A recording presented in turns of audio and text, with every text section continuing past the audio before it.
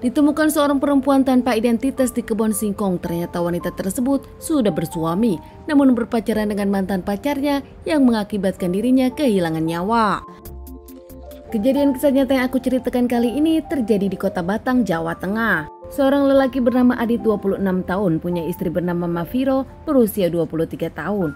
Rumah tangga mereka pun dikaruniai satu orang anak lelaki. Keduanya bekerja di pabrik namun berbeda bagian bahkan berbeda lokasi. Di mata para tetangga rumah tangga mereka terlihat adem ayem bahkan tak pernah ada permasalahan. Keduanya kerja, punya satu anak, kehidupan mereka pun baik-baik saja. Bahkan dibilang perekonomiannya memang mereka tak susah. Mapiro sendiri biasa ke pabrik ABS dengan motornya karena kerjanya sip-sipan hingga dirinya tak bisa selalu bersama-sama sang suami. Saat hari itu di tanggal 23 Februari 2023, hingga dirinya pun harus pergi di jam 5 sore dan akan pulang di jam 11 malam. Biasanya kalau Adit di rumah, dirinya pun suka menyempatkan menjemput sang istri dan nanti mereka akan pulang bersamaan dengan dua motor. Seperti biasa sang suami Adit kali itu menjemput di jam 11 malam. Sang istri tak keluar sementara semua temannya sudah pulang. Saat ditelepon ke handphone sang istri Mafiro ternyata tak aktif. Padahal sebelumnya Mafiro sendiri meminta Adit untuk tak telat menjemput. Tak lama Adit pun bertanya kepada security pabrik. Menurut security pabrik, sip malam sudah tak ada dan bahkan saat security mengecek ternyata Mafiro sudah pulang di jam 11 kurang, tak ada alasan lain. Tak seperti biasanya Adit merasa ada yang aneh. Adit pun pulang ke rumah dengan di perjalanan melihat sisi jalan. Berharap kalau Mafiro ada di perjalanan, entah motornya mau mogok atau apa, Adit pun berharap bertemu Mafiro di jalan. Sesampainya di rumah ternyata benar Adit sendiri tak menemukan Mafiro yang memang belum pulang dari pulang kerja di pabrik. Adit memberitahu kepada keluarganya dan memberitahu kepada sang mertua. Mereka pun mencari Mafiro dengan menelepon teman-teman dan mencarinya di jalanan namun tak ada. Hingga keesokan harinya Adit pun ditemani keluarganya melaporkan kejadian ini kepada pihak kepolisian. Ternyata di tempat lain di jam 7 pagi seorang warga menemukan sosok jasad wanita yang sudah tak bernyawa dengan terletak memakai jas hujan. Bahkan wanita tersebut masih memakai helm namun dengan kondisi tak bernyawa. Wanita tanpa identitas tersebut masih memakai seragam pabrik korban. Pihak kepolisian datang ke pabrik dan tak lama pihak pabrik pun mengabari keluarga korban.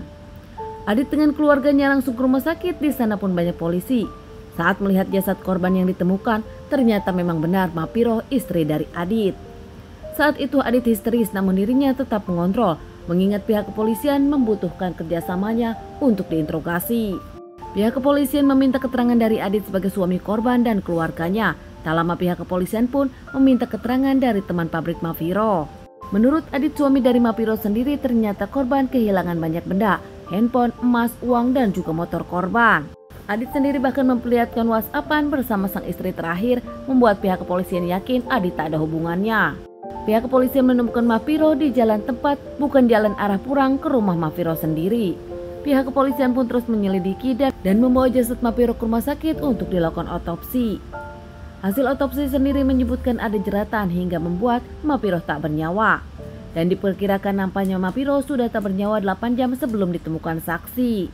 Meski tak mudah namun terus pihak kepolisian mencari pelakunya dan motifnya. Ternyata tak lama dalam diri korban ada sidik jari dan juga CCTV. Akhirnya pihak kepolisian pun berhasil mengamankan pelaku. Pelaku pun diamankan 1 hari setelah kejadian. Seorang laki-laki diamankan di kosannya sendiri bernama Mutaimin. Lelaki berusia 23 tahun ini biasa dipanggil Limin. Lelaki tersebut sama bekerja di pabrik di tempat Mutairah bekerja. Lelaki berambut pirang ini ternyata mantan pacar dari Mupairah dulu sebelum Mupairah menikah. Pasca keduanya mempunyai pasangan masing-masing, ternyata mereka ada hubungan lagi di belakang pasangan mereka. Limin sendiri sudah punya istri namun tinggal terpisah dengan sang istri. Limin pun memutuskan kosan dekat tempat kerjanya. Keduanya bahkan sering melakukan di kosan Limin. Limin pun diamankan dan dibawa ke kantor polisi. Ditemukan juga uang dan emas milik Mafiro.